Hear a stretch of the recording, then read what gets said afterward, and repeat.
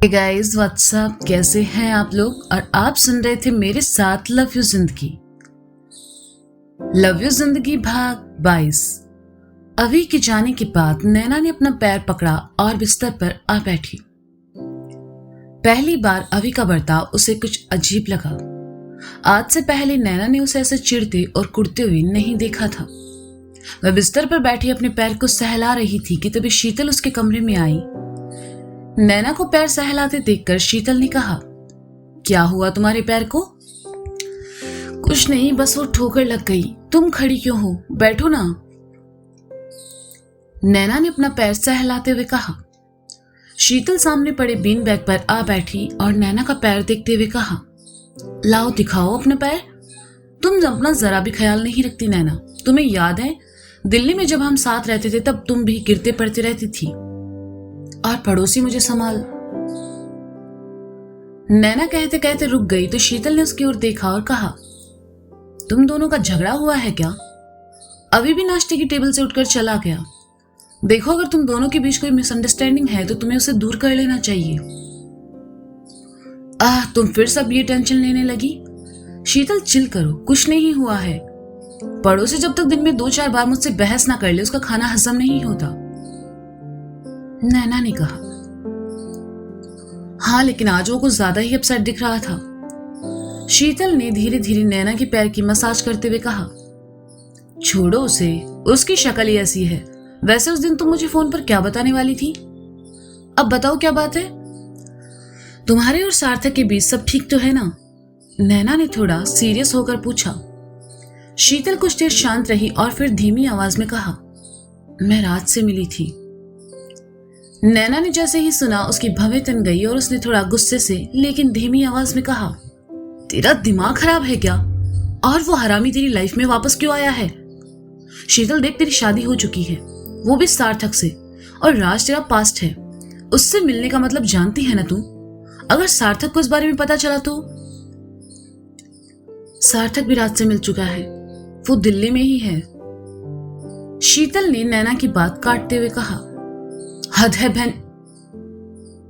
नैना के मुंह से गाली निकलने वाली थी लेकिन उसने खुद को रोक लिया और कहा, शीतल वो राज है, यानी तेरा एक्स, तेरी बुआ का लड़का नहीं जो तू उससे मिलने जा रही है और मुझे इतने आराम से बता रही है। नैना, शीतल ने बेचारगी से कहा। अबे नैना क्या भाई, तेरे को पता नहीं है वो कितना बड़ा कंजर है। उस चूतियों को तेरी जिंदगी से निकालने के लिए मैंने क्या कुछ नहीं किया, लेकिन वो तेरी जिंदगी में कुंडली मार के बैठ गया है और तू उससे मिलके आ रही है। 2 गाली देकर दफा करना था उसको। मैं भी किससे बहस कर रही हूं। तुम अगर ये कर पाती तो इतना बखेड़ा ही ना होता। खैर तुम सबसे पहले ये बताओ, क्या तुम्हारे दिल में अब भी उस मनहूस आदमी के लिए फीलिंग है। नैना ने खुद को थोड़ा शांत करते हुए कहा, नहीं नैना, ऐसा कुछ नहीं है। मेरे दिल में उसके लिए कोई फीलिंग्स नहीं है। शीतल ने परेशानी भरे स्वर में कहा। तो फिर प्रॉब्लम क्या है। उसने तुझसे कुछ कहा क्या। देख, मुझसे छुपाने की कोई जरूरत नहीं है। अगर वो तुझे फिर से परेशान कर रहा है तो तू बस बता, मैंने ऐसी की तैसी कर देनी है उसकी। नैना ने अपने बालों को समेटते हुए कहा, प्रॉब्लम राज नहीं है। शीतल ने पहेलियां बुझाते हुए कहा, तो फिर प्रॉब्लम क्या है। नैना ने शीतल की तरफ देखकर शांत स्वर में पूछा। शीतल ने एक ठंडी सांस ली और कहने लगी, शादी के बाद से ही मेरे और सार्थक के बीच सब ठीक चल रहा था। फिर एक दिन जब मैं बालकनी में कपड़े सुखा रही थी तब मेरी नजर राज पर पड़ी। वो अपार्टमेंट के बाहर खड़ा था और बालकनी की तरफ ही देख रहा था। जब मैंने वहां से जाना चाहा तो देखा कुछ ही दूर सार्थक अपनी बाइक के साथ खड़ा था। उस टाइम में सार्थक ऑफिस होता है, लेकिन उस दिन उसका वहां होना मुझे परेशान कर गया। उसके बाद मैंने ही सार्थक में थोड़ा चेंज देखा। मैं ऐसा नहीं कह रही कि वो मुझसे प्यार नहीं करता या परवाह नहीं करता, लेकिन इन दिनों एक इनसिक्योरिटी देखने को मिली मुझे उसमें। उससे कुछ दिन बाद ही राज मुझे फिर मिला थिएटर में, और उसी दिन उसका सामना सार्थक से भी हुआ। तब भी उसकी आंखों में वो डर और इनसिक्योरिटी थी। मैंने राज से अपने सारे रिश्ते खत्म कर दिए हैं, लेकिन मुझे लगता है जैसे सार्थक अभी भी अपने दिमाग से वो सब नहीं निकाल पा रहा। कभी कभी तो डर लगता है कहीं सार्थक मुझे छोड़। कहते कहते शीतल एकदम से रुक गई। नैना उसके चेहरे पर आए परेशानी के भावों को साफ देख पा रही थी और उसने कहा, ऐसा कुछ भी नहीं होगा। सार्थक बहुत समझदार लड़का है, वो ऐसा कुछ नहीं करेगा। अगर तुम्हारे पास्ट को लेकर वो इनसिक्योर होता भी है तो तुमसे शादी नहीं करता। मतलब? शीतल ने उलझन भरे स्वर में कहा, मतलब ये कि ये जिंदगी है और जब तक ये हमारी एल ना लगा दे इसे चैन नहीं आएगा। हम इंसानों को ना छोटी छोटी बातों पर बहुत ज्यादा सोचने की आदत है और तुमने तो इसमें पीएचडी कर रखी है। जब तुम और सार्थक एक दूसरे से प्यार करते हो, एक दूसरे पर भरोसा करते हो, तो भले तुम्हारे सामने राज आए या राहुल, तुम्हें घंटा फर्क नहीं पड़ना चाहिए। हमारा अतीत हमारे सामने बस अपना सब्र दिखाने आता है। अगर तुम उस सिचुएशन को लाइट लो तो प्रॉब्लम ही नहीं है ना। इसलिए बेफिक्र रहो और जितना हो सके सार्थक के साथ अच्छा वक्त बिताओ। वैसे भी किसी महान इंसान ने कहा था, लव हील एवरीथिंग। नैना ने अपने दोनों हाथों को सर के पीछे लगाकर बिस्तर पर लेटते हुए कहा। शीतल ने नैना का पैर सीधा कर दिया और कहा, और ये महान इंसान कौन है? द ग्रेट नैना बजाज। और कौन? नैना ने अपनी तारीफ में कहा तो शीतल मुस्कुरा उठी और कहा, अब तुम मिसेज अवि चौधरी बन चुकी हो। वो तो लोगों के लिए, दिल से तो मैं अभी भी नैना बजाज ही हूं। तभी तो तुम्हें 2 सेकंड में प्रॉब्लम का हल दे दिया, वरना मिसेज अवि चौधरी होती तो अब तक तुम्हारा रोना धोना सुनकर दीवार पर अपना सर पटक रही होती। नैना फ्लो में कुछ भी भूल गई। उसने ध्यान नहीं दिया कि अवि वापस कमरे में आ चुका है।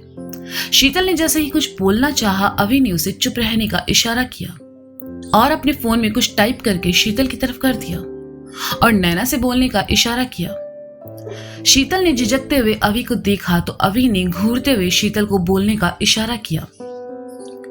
मरती क्या न करती। बेचारी शीतल ने हिम्मत की और कहा, तुम्हें अवि से क्या प्रॉब्लम है? प्रॉब्लम? मुझे उससे कोई प्रॉब्लम नहीं है, नैना ने कहा। अवि ने जैसे ही सुना मुस्कुरा उठा। हालांकि वो नैना से थोड़ा नाराज था, लेकिन नैना के मुंह से अपने लिए तारीफ सुनना उसे हमेशा से पसंद था। अवि नैना के कहे शब्द को फील कर पाता इससे पहले ही नैना ने उसके अरमानों पर पानी फेरते हुए कहा, बल्कि पड़ोसी खुद प्रॉब्लम है। ये सुनते ही अवि के होंठों की खुशी जाती रही और आंखें चढ़ गई। शीतल ने पलटकर अवि को देखा तो अवि ने फिर से फोन में कुछ टाइप किया और शीतल के सामने कर दिया। शीतल ने नामे गर्दन हिलाई तो अवि ने उसे फिर घूरा और शीतल ने एक बार फिर कहा, उसने तुम्हारा क्या बिगाड़ा है? ब्रो, ये पूछो क्या नहीं बिगाड़ा। जब से शादी हुई है नैना से सहना हो गई हूं मैं।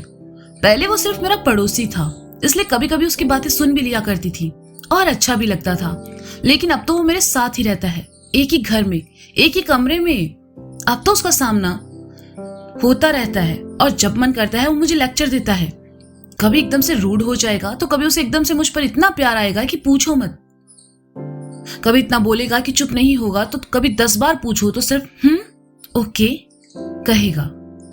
कभी कभी इतना स्वीट कि चाय तक पी लेगा और कभी इतना अननोइंग कि कॉफी को भी ना कह देगा।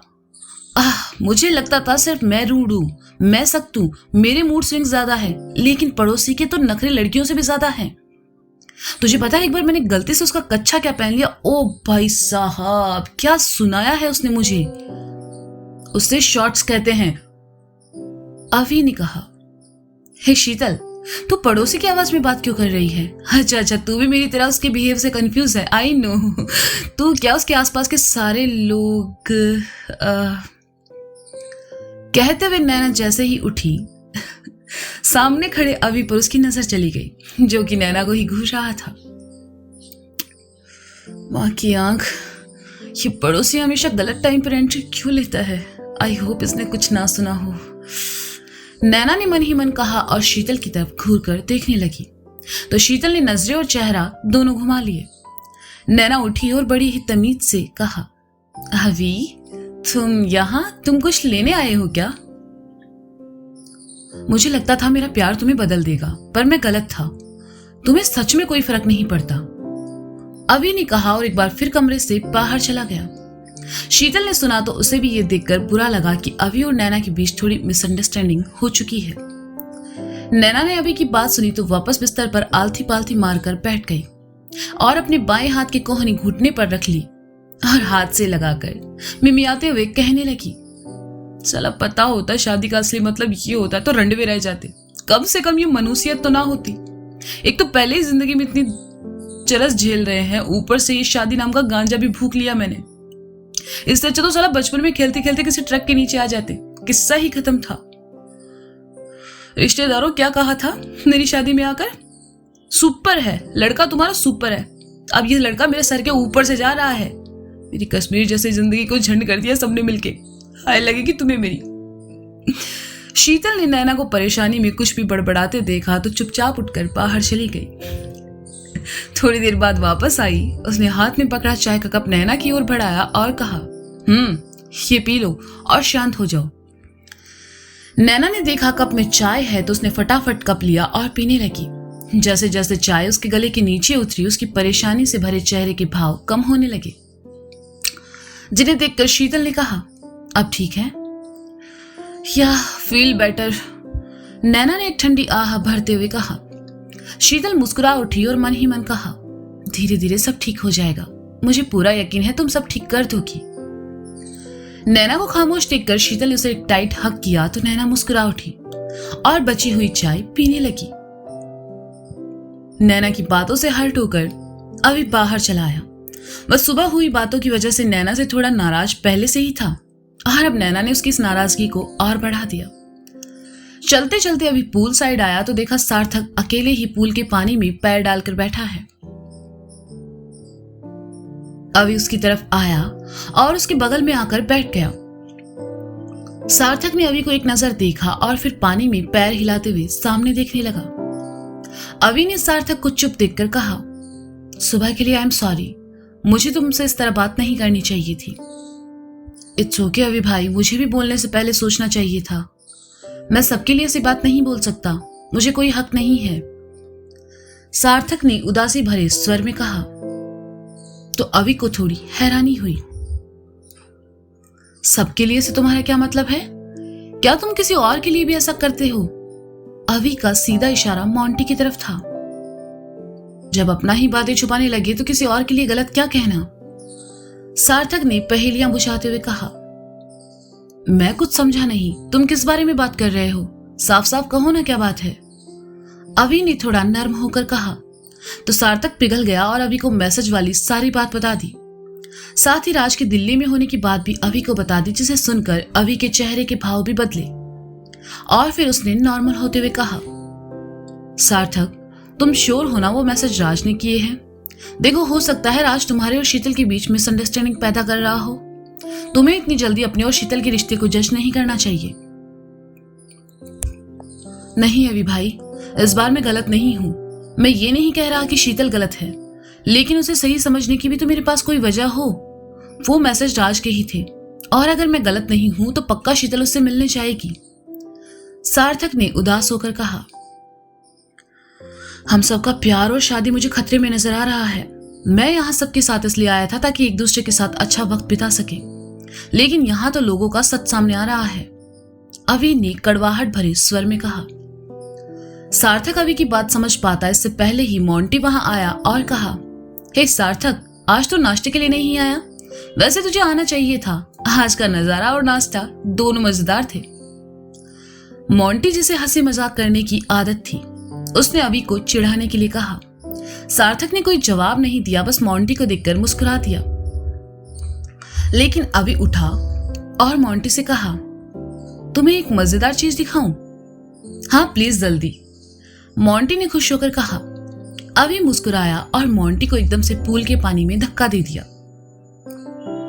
मोंटी को अभी से ये उम्मीद तो बिल्कुल नहीं थी। उसने पानी में खुद को संभाला और उठ खड़ा हुआ। उसने अभी की तरफ देखकर हैरानी से कहा, ये क्या था? अभी नीचे झुका और मोंटी की आंखों में दिखते हुए कहा, stay away from my girl. अभी को थोड़ा गुस्से में देखकर मोंटी ने उस वक्त चुप रहना ही ठीक समझा और अभी वहां से चला गया।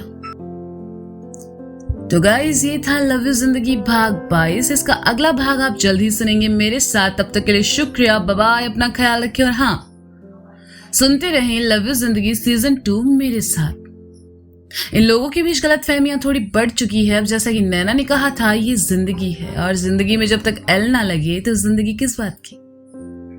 तो सुनते रहिए और एंजॉय कीजिए लव यू जिंदगी मेरे साथ। Bye bye.